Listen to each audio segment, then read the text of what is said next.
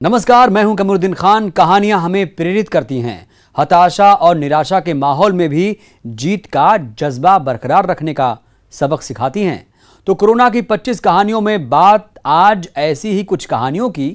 Corona काल में तमाम परेशानियों के बावजूद सामाजिक संदेश की, मदिरा खरीद मार लिया मैदान की और महामारी के मिस्टर इंडिया की। तो शुरू करते हैं कोरोना की 25 कहानियां। ये कन्हैया हैं। माता पिता काम की तलाश में लुधियाना गए थे, लेकिन लॉकडाउन लग गया और ये वहीं लॉक हो गए। कई दिनों की गुजारिश के बाद आज ग्वालियर पहुंचे हैं। सफर अभी बाकी है। अभी तो ग्वालियर आया है, घरों की गलियां आना बाकी है। कन्हैया बताओ, कहाँ से आए हो आप? कहाँ जा रहे हो? लुधियाना से आए। लुधियाना से। अब कहाँ जा रहे हो? घर। दरअसल मध्य प्रदेश में कई मजदूर पंजाब के लुधियाना में फंसे हुए थे, जिन्हें स्पेशल ट्रेनों से उनके प्रदेश लाने का सिलसिला शुरू हो गया है। इसी कड़ी में ग्वालियर में स्पेशल ट्रेन से 1200 मजदूरों को लाया गया है। हमारे पास लगभग 1600 श्रमिकों की इन्फॉर्मेशन है कि वो आए हैं लुधियाना से ग्वालियर के लिए। तो उनमें 50 बसों की व्यवस्था की गई है, उन्हें उनके स्थानों तक पहुँचाया जा रहा है। जैसे पहले इन्फॉर्मेशन थी हमारे पास कि भिंड मतलब ग्वालियर और चंबल रीजन की श्रमिक आ रहे हैं, लेकिन अभी देखा गया है कि 30% सवारी छतरपुर टीकमगढ़ वहाँ की भी हैं, तो वहाँ के लिए व्यवस्था की जा रही है उनको पहुँचाने की। परेशानी भी खड़ी हुई है क्या? नहीं, कोई परेशानी नहीं है, व्यवस्थित ढंग से यहाँ व्यवस्था इनकी की जा रही है। जिला प्रशासन की ओर से इनको फूड डिस्ट्रीब्यूट किया जा रहा है, हम लोगों की तरफ से बसों की व्यवस्था की गई है परिवहन विभाग की तरफ से। इनमें ग्वालियर चंबल संभाग के अलग अलग जिलों के साथ साथ बुंदेलखंड के भी मजदूर हैं। दरअसल ग्वालियर चंबल संभाग के 36,000 से ज्यादा लोग अभी देश के अलग अलग हिस्सों में फंसे हुए हैं। उन्हें राज्य सरकार वापस लाने के लिए काम कर रही है। सुशील कौशिक, न्यूज़ 18, ग्वालियर।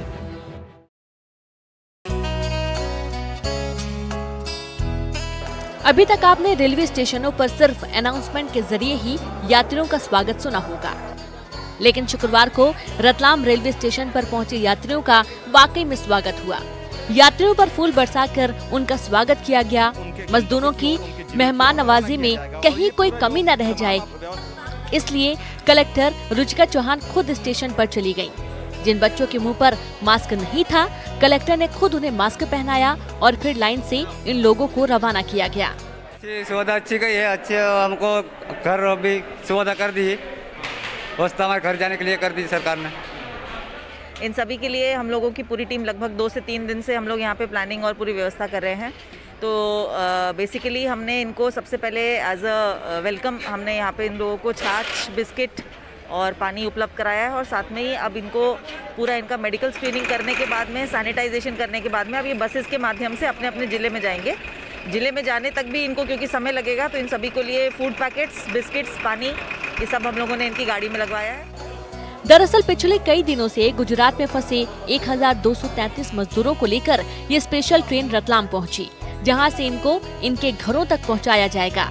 ट्रेन के रतलाम पहुंचते ही जरूरतमंदों को दवा और कुछ खाने पीने का सामान भी दिया गया। रतलाम में स्क्रीनिंग के बाद यहां से उनको अपने अपने जिलों में भेज दिया जाएगा। सभी मजदूरों को उनके घर भेजने के लिए रतलाम में बसों का इंतजाम किया गया, जिनके जरिए उनको उनके घर पहुंचाया जाएगा। इसी हफ्ते 5000 मजदूरों को लेकर स्पेशल ट्रेनों को रतलाम आना है, जिसमें पूरे प्रदेश के 20 जिलों के मजदूर शामिल हैं। सुधीर जैन, न्यूज़ 18, रतलाम।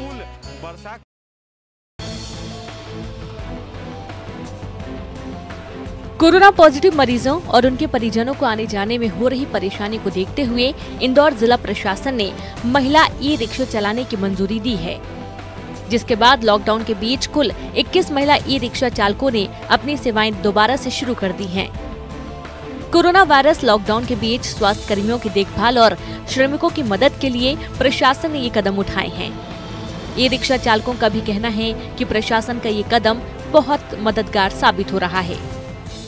सर जी, लॉकडाउन की वजह से एक तो कारोबार को सारा जनजीवन ठप हो गया है, तो ऐसे में थोड़ी सी सेवा भी हो जाएगी और थोड़ा पैसा भी आ जाएगा।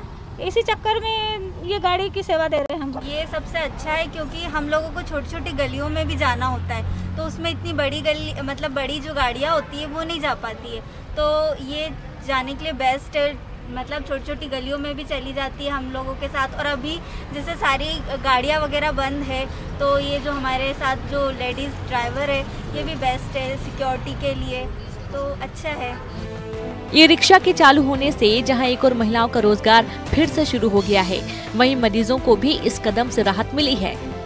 इंदौर जिला प्रशासन अभी 21 ई रिक्शा का संचालन कर रहा है, इसे आगे और भी बढ़ाया जा सकता है। इसके साथ ही जिला प्रशासन इन ई रिक्शा चलाने वाली महिलाओं को hand sanitizer, mask, hand gloves भी मुहैया कराने की बात कह रहा है।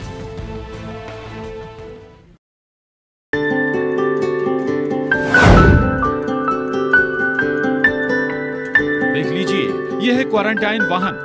आप सोच रहे होंगे ये कैसा क्वारंटाइन वाहन है, ना बैठने के लिए सीट है ना छत। लीजिए, इस पर तो एक संदिग्ध सवार भी हो गया। जी हाँ, ये कोरोना सस्पेक्टेड है, जिसे यूं ही एक खुली गाड़ी में रवाना कर दिया गया। जब हमने इस मामले में स्वास्थ्य विभाग के संबंधित से बात करनी चाहिए, तो साहब को अपने से ज्यादा भरोसा इस सस्पेक्टेड पर है। उनका साफ कहना था कि मरीज कहीं नहीं भागेगा। कमाल करते हो साहब। लाइन बस वालों प्राइवेट है ना, तो ये क्वारंटाइन के लिए यही भेजिए क्या? तो क्या कितने लोगों की आपने क्वारंटाइन वगैरह कितने लोगों को ले गए आप?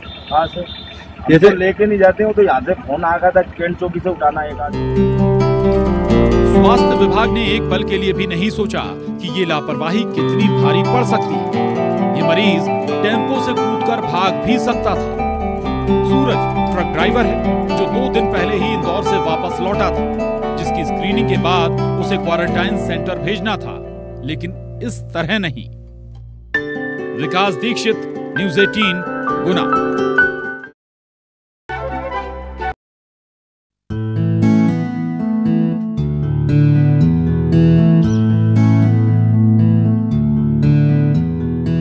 कोरोना के खिलाफ चल रहे युद्ध काल में कुछ लोग देवदूत के रूप में दिल खोलकर गरीब और बेसहारा लोगों की हर संभव मदद कर रहे हैं। ऐसे ही एक मददगार हैं आकाश नामदेव। समाज सेवी आकाश नामदेव एक साथ 3 वार्डों की जनता की प्यास बुझा रहे हैं, वो भी निस्वार्थ और निशुल्क। मामला डिंडोरी जिले के जनपद पंचायत अमरपुर का है, जहां आकाश नामदेव हर रोज निकल पड़ते हैं लोगों की प्यास बुझाने। इन गांव वालों को प्यास बुझाने रोजाना 3 किलोमीटर का सफर तय करना पड़ता था। इसके साथ ही कुएं पर भीड़ भी हो जाती थी, जिससे सोशल डिस्टेंसिंग का भी पालन नहीं हो रहा था। जब इस बात का पता आकाश नामदेव को चला, तो उन्होंने टैंकर के जरिए लोगों के घरों तक पानी पहुंचाना शुरू कर दिया। ये तय किया है कि जब तक ये लॉकडाउन रहेगा और जब तक ये भीषण गर्मी पड़ रही है, तब तक मैं समय समय पर अपने टैंकरों से यहाँ पानी की व्यवस्था करने का काम मेरे द्वारा किया जाएगा। इसके साथ ही आकाश नामदेव लॉकडाउन के बाद से ही गांव को सैनिटाइज करने, ड्यूटी में तैनात स्वास्थ्य कर्मियों और पुलिस कर्मियों को नाश्ता और भोजन का भी इंतजाम कराते आ रहे हैं। विजय तिवारी, न्यूज़ 18, डिंडोरी।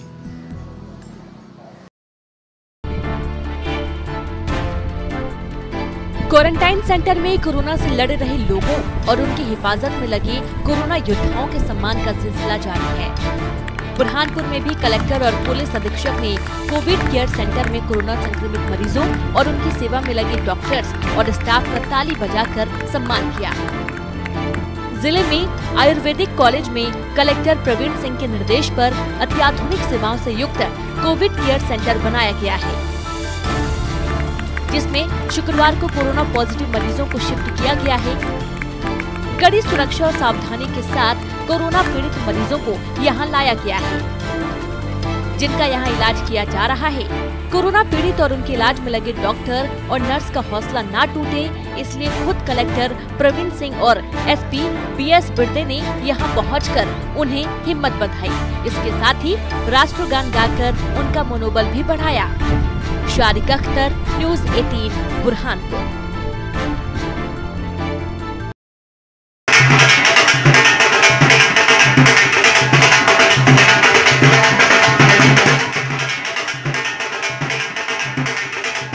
ये सम्मान उस साहस का है जो अपनी जान पर खेलकर लोगों की जान बचा रहे हैं। ये स्वागत उस सरोकार के लिए है जो ड्यूटी के साथ ये कोरोना योद्धा निभा रहे हैं। कोरोना वॉरियर्स का यूं तो दुनिया भर में सम्मान और सत्कार हो रहा है, लेकिन दतिया में पहली बार कोरोना वॉरियर्स का अद्भुत तरीके से सम्मान किया गया। दतिया के भांडेर तहसील में इन कोरोना वॉरियर्स पर ड्रोन से फूल बरसाए गए। पुलिस वालों के हौसलों में कहीं कोई कमी न आए, लिहाजा ढोल का भी इंतजाम किया गया था।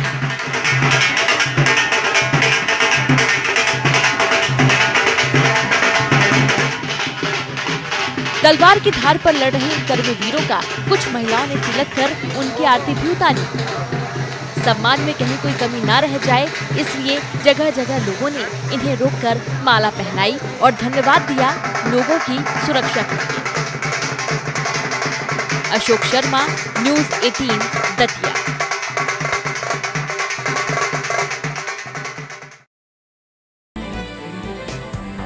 फिलहाल फिजिकल डिस्टेंसिंग ही कोरोना से लड़ने का सबसे सटीक और कारगर उपाय है। बैतूल की एक कंपनी ने इसी कड़ी में एक नायाब तरीका निकाला है। इस नए तरीके में आपको कुछ खास करना नहीं है, बस करना ये है कि बैठे रहना है। जी हाँ, आपको बस बैठना है, लेकिन थोड़ी दूरी पर। फिलहाल कंपनी ने एक खास तरह की ये बेंच बनाई है, जिसके बीच 4 से 5 फीट की दूरी रखी गई है, ताकि लोग एक दूसरे के संपर्क में आने से बचें। इस बेंच में 2 लोग बैठ सकते हैं। कंपनी ऐसे फर्नीचर का निर्माण कर रही है जिससे लोग एक साथ बैठकर भी दूर रहें। कंपनी ने फिजिकल डिस्टेंसिंग नाम से फर्नीचर की नई सीरीज शुरू की है। कंपनी इस तरह के और फर्नीचर बना रही है जो अलग अलग इलाकों में जाएंगे। कंपनी लोगों की डिमांड के हिसाब से भी फर्नीचर बनाने की बात कह रही है। इस खास तरह के फर्नीचरों को बनाने महिलाओं की मदद ली जा रही है। ऋषु नायडू, न्यूज़ 18 बैतूल।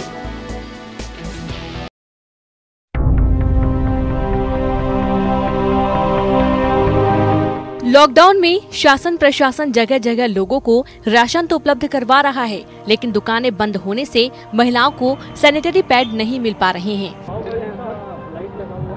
ऐसे में रीवा जिले के डभौरा क्षेत्र में बहिनी दरबार नाम के समूह ने ग्रामीण महिलाओं तक सैनिटरी पैड पहुंचाने का जिम्मा उठाया है।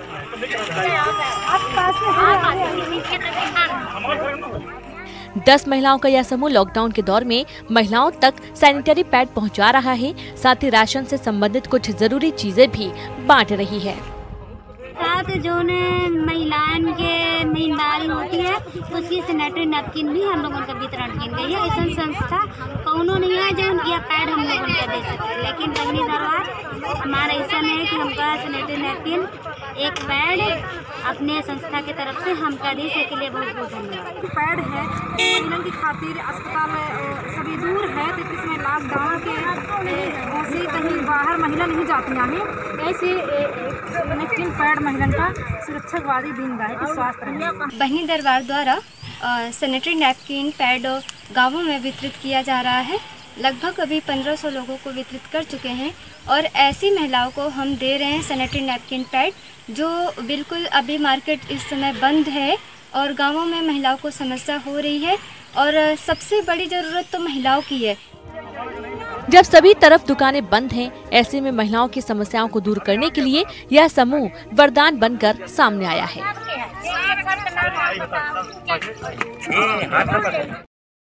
In these troubled times of COVID-19, corona काल के बीच अमेरिका ने अपना राष्ट्रीय प्रार्थना दिवस मनाया।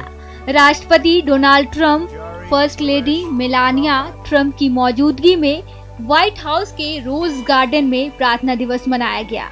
इस दौरान यहां वैदिक शांति का पाठ उच्चारण भी किया गया। शांति पाठ के उच्चारण के लिए खास हिंदू पंडित को बुलाया गया। स्वामी नारायण मंदिर के पुजारी हरीश ब्रह्म भट्ट ने यहाँ वैदिक मंत्र का उच्चारण किया। ओम द्यो शांतिरंतरिक्षं शांति पृथ्वी शांति रापः शांति। सिर्फ शांति पाठ नहीं बल्कि यहाँ दूसरे धर्मों के गुरुओं को भी बुलाया गया और मंत्रों के साथ प्रार्थना उच्चारण किया गया। सर्वं शांति शांतिरेव शांति शामा शांति ओम शांति शांति शांति। कोरोना को हराना है। इसी संकल्प के साथ सिरोही में लोगों को जागरूक बनाने के लिए होर्डिंग का सहारा लिया जा रहा है। मैं भारत हूं फाउंडेशन की ओर से शहर के कई जगहों पर होर्डिंग लगाए गए, जिसमें फिल्मी डायलॉग के जरिए बताया गया है कि कोरोना को कैसे हराना है। होर्डिंग में शोले फिल्म का किरदार गब्बर कहता है, जो बाहर गया समझो गया। तो कालिया कहता है, हम जहां से लॉकडाउन हो जाते हैं, कोरोना वहीं से खत्म होना शुरू हो जाता है।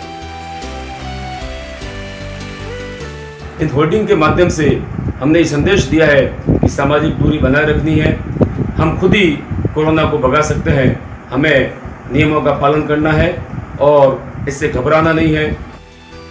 तरीका बढ़िया है और दूसरे ग्रीन जोन वाले जिलों में भी इसे लगाने के लिए संस्था योजना बना रही है।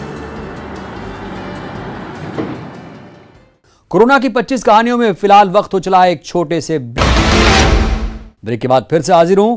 कोरोना की 25 कहानियों के सफर को चलिए फिर से आगे बढ़ाते हैं। महिलाओं के अधिकार की रक्षा के लिए हमेशा मुस्तैद रहने वाली निर्भया कमांड कोरोना संकट के दौर में भी मुस्तैद है। पिंक सिटी में फ्लैग मार्च कर रही हैं और लोगों में जागरूकता फैला रही हैं। कह रही हैं कि घर में रहिए, सुरक्षित रहिए। हमारे ये ऐसे फ्लैग मार्च निकालने से लोगों को काफी उत्साह बढ़ती है और लोग बहुत अवेयरनेस हो रहे हैं इस चीज से। इससे मतलब कोरोना से लड़ने के लिए ये करना बहुत जरूरी है। लोगों के साथ मिलकर हम ये संदेश देने आए हैं कि आप लोग अपने घरों में रहें। आप घरों में रहेंगे तो सुरक्षित रहेंगे। यही सारा संदेश निर्भया देने आई है कि आप निर्भय बने, क्योंकि निर्भया आपके साथ है। इन कोरोना वॉरियर्स का लोगों ने भी वेलकम किया, थैंक यू बोला।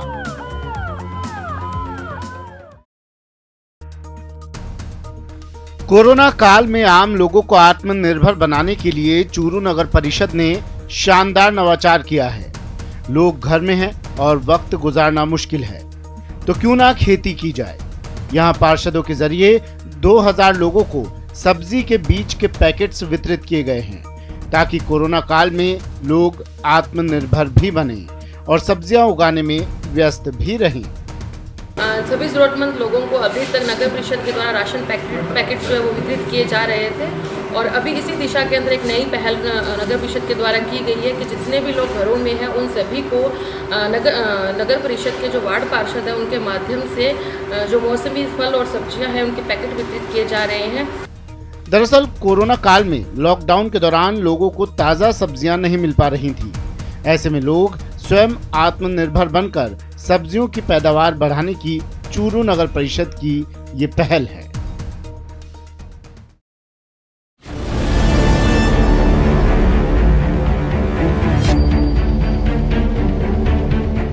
लॉकडाउन यानी घर में रहें और सोशल डिस्टेंसिंग यानी दूरी बनाकर रहना, लेकिन व्यवहारिक रूप से ये संभव नहीं है।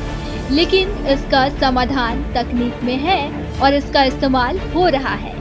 भरतपुर के कुम्हेर नगर पालिका ने की है ये सराहनीय पहल। नगर पालिका ने नियर बाय कुम्हेर नाम से एक ऐप तैयार किया है। इस ऐप से लोग घर बैठे ही खाद्य सामग्री खरीद सकते हैं और उन्हें बाजार आने की जरूरत नहीं है। वैश्विक महामारी कोविड-19 के मद्देनजर स्टेट होम के कंसेप्ट की पालना के लिए और कोरोना के संक्रमण से अधिक बचाव के लिए नगर पालिका द्वारा नियर बाई ऐप स्टार्ट किया गया है, जिसके तहत कोई भी नागरिक इस ऐप के द्वारा अपने घर पर राशन सामग्री, दूध और सब्जी घर बैठे ही उसकी होम डिलीवरी द्वारा उसको मंगा सकता है। कहते हैं ना, जहाँ चाह वहाँ राह, और तकनीक का ये कमाल जो हर हाल में लोगों को सुरक्षित रखने में कारगर है।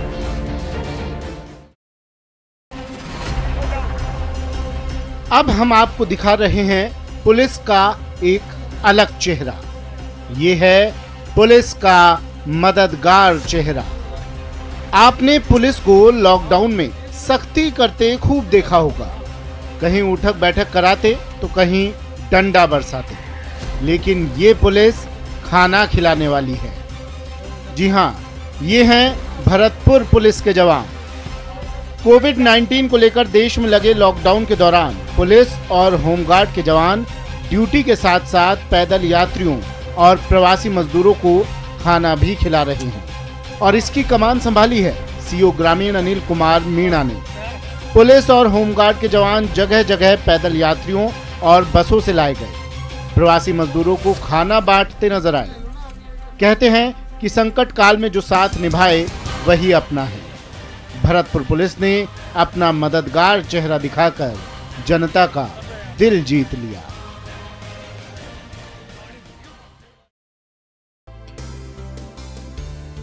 देश में लॉकडाउन है, गरीब भूखे प्यासे तड़प रहे हैं, कहीं सड़कों के किनारे तो कहीं झुग्गियों में कई परिवार भूखे सो रहे हैं। ऐसे में भामाशाहों का आर्थिक सहयोग वरदान साबित हो रहा है। झुंझुनू में करीब 1.25 महीने से बीजेपी जन रसोई चला रही है, जिसमें सोशल डिस्टेंसिंग के साथ साथ गुणवत्तापूर्ण खाने का भी पूरा ध्यान रखा जा रहा है। जो भी जरूरतमंद दिहाड़ी मजदूर, कोई भी इस प्रकार का गरीब व्यक्ति इस कोरोना जैसी महामारी के अंदर भूख से पीड़ित ना हो, उसके लिए भारतीय जनता पार्टी द्वारा ये रसोई का आयोजन किया। बीजेपी की जन रसोई न सिर्फ प्रवासी मजदूरों के खाने का जिम्मा लिया है, बल्कि उसे बखूबी निभा भी रही है और प्रवासी मजदूरों के लिए काफी मददगार भी साबित हुई है।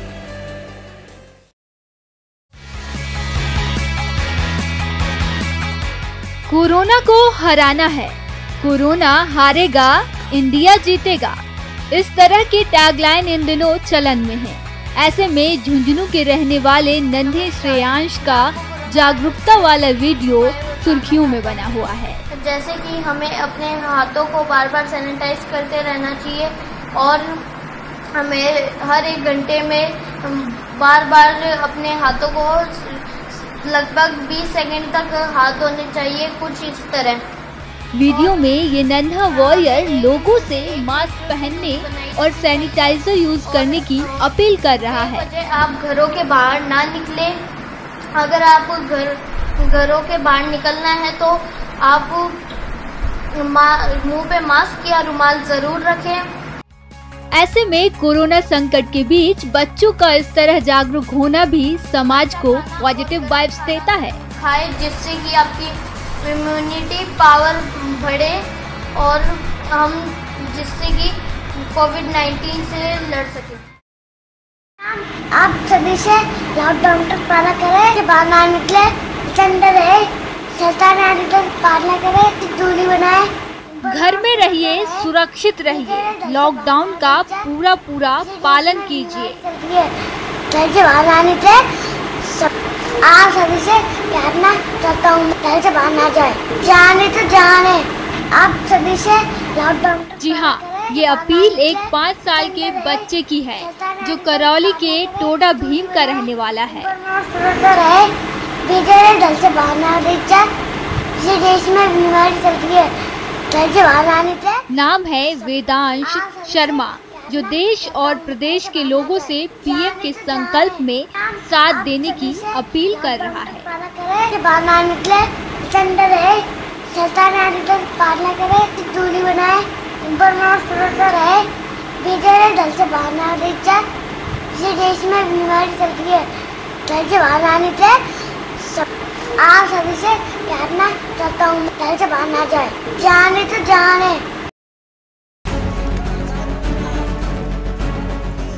क्वारंटाइन सेंटर में योग, हर कोई रहेगा निरोग। ये तस्वीर नवादा की है। यहाँ क्वारंटाइन सेंटर में रह रहे लोगों को योगाभ्यास कराया जा रहा है। बजाप्ता हर दिन यहाँ स्पोर्ट्स टीचर पहुँचते हैं और लोगों को योगाभ्यास कराते हैं ताकि कोरोना से लड़ने के लिए रोग प्रतिरोधक क्षमता को बढ़ाया जा सके। साथ ही इन प्रवासी लोगों को योगाभ्यास के बाद काढ़ा भी दिया जाता है।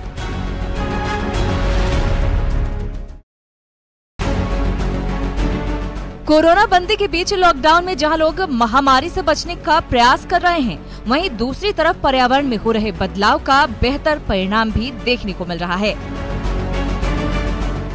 जमुई के पहाड़ों से कई नदियां निकलती हैं, जिनमें इस साल मई महीने में भी पानी भरा हुआ है। ये नजारा है क्यूल नदी का, जहां आमतौर पर मई के महीने में नदी सूखी होती थी, लेकिन इस साल